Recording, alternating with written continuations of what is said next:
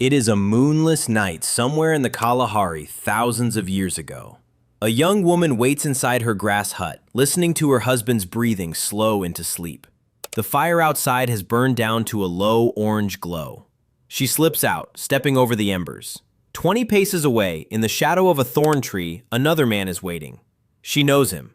Everyone in the camp knows him. He has been her husband's hunting partner since they were boys.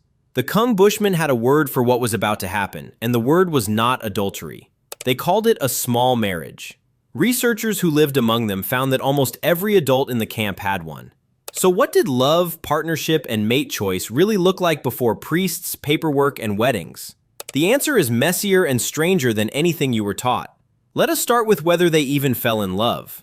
In 1992, anthropologists William Jankowiak and Edward Fisher went through ethnographic records from 166 societies looking for any sign of romantic love. The longing, the obsession, the willingness to ruin your life for another person. They found it in 147 of them. In the remaining cases, the records were simply too thin to say. There was not a single culture where romantic love was documented as absent. In 2005, anthropologist Helen Fisher scanned the brains of people who had just fallen wildly in love. The deep, primitive region that fires when someone takes cocaine was lighting up on every scan. That feeling is older than spoken language. But love did not mean free choice. Anthropologist Menelaos Apostolou analyzed 190 foraging societies and found parents involved in spouse choice in roughly 96% of cases. Your ancestors were almost certainly not picking each other. Their parents were. Their grandmothers. The elders traded names the way traders trade flint, following rules encoded in ritual. You do not marry your cousin. You marry the daughter of the family camped 2 valleys over. In return, your sister goes the other way. Now 2 groups share grandchildren. Mate choice was foreign policy. And the system worked. In 2017, a team led by geneticist Eska Willerslev sequenced the genomes of 4 individuals from a burial site at Sungir in Russia, thousands of years old. None were more closely related than second cousins, not even 2 children buried head-to-head draped in over 10,000 mammoth ivory beads. Close inbreeding was deliberately avoided. They had a system, and it was precise. But inside those constraints, individual humans still had desire. A few times a year, bands across southern Africa came together. 5 or 6 camps that normally lived far apart converged at a single water source for 2 weeks. 300 people, skin painted with red ochre, bonfires lit in a wide circle. Young men brought fresh meat. Young women wore the finest beadwork their grandmothers had taught them to make. A glance across the fire. A laugh that goes on a beat too long. A walk into the dark just out of sight.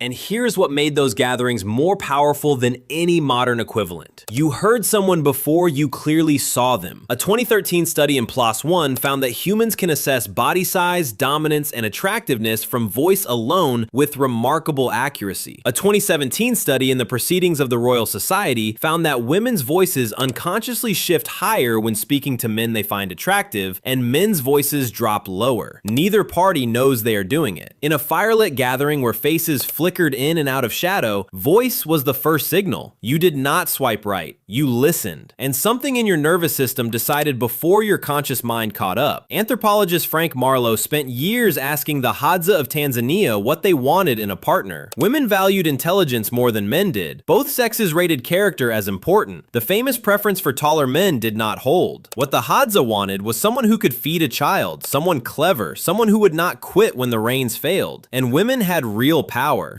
Among the Hadza, female choice is the main factor leading to marriage. The marriage itself required almost nothing. A young man showed up at the edge of the woman's camp. He spent time near her fire. He brought meat to her parents. If she liked him, one evening she let him into her hut, and the marriage had quietly begun. No ceremony. The couple simply built a hut together while the camp went about its day. You cut grass and bent saplings into a small dome. You crawled inside together. The camp glanced at the new hut and shrugged. You were married. When you stopped sharing the hut and sharing food, you were divorced. But how many people did you partner with? Anthropologist George Murdoch built a database of 1,231 human cultures and found that 85% permitted men to have more than one wife. But among the Hadza, only about 4% of men actually did. Most ancient humans most of the time lived in something that looked like serial monogamy. One partner at a time. A new partner every few years. And almost all of them had a secret on the side. The Kung divided their world into big marriages, the partner you lived with publicly, and small marriages, long-term secret lovers. These were not one-night encounters. Small marriages could last years. People knew about each other's. They simply did not name them out loud. In Venezuela, the Bari believed a baby was built gradually from the contributions of every man the mother slept with. A pregnant woman would choose additional lovers, a great hunter, a kind older man. When the baby was born, she publicly named the secondary fathers, each with a duty to bring food and protection. Anthropologist Stephen Beckerman found that Bari children with secondary fathers had an 80% survival rate to age 15. Children with only one father had 64%. What looks like infidelity functioned as a survival strategy. None of this means jealousy was absent. Anthropologist Richard Lee tracked every homicide he could verify among the Kung across 2 generations. Roughly half traced back to sexual jealousy. For all the openness, the human heart could still snap. But when a marriage broke beyond repair, it broke quietly. A woman packed her beads, her tools, and her youngest child and walked to her sister's camp before the sun was high. No courts, no lawyers. The bond ended where it had begun. And the children kept growing up, surrounded by grandmothers and aunts and cousins, no matter how their parents' partnerships turned out. For thousands of years, this is how humans loved each other. Messy, full of contradictions. Sometimes faithful, sometimes not. Sometimes arranged, sometimes chosen in the dark by a fire that barely lit the face of the person who made your pulse quicken. We inherited their hearts. We just stopped living in their circles.